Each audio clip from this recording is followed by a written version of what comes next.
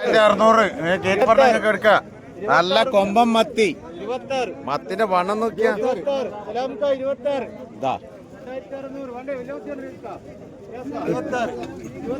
എട്ടിഞ്ച് 8 മത്തി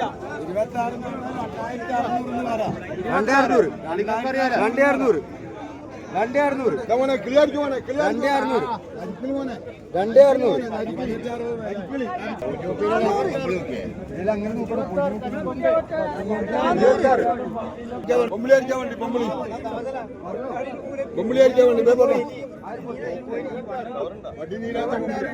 പൊമ്പുളി ഉണ്ട്. നല്ല പൊമ്പുളി.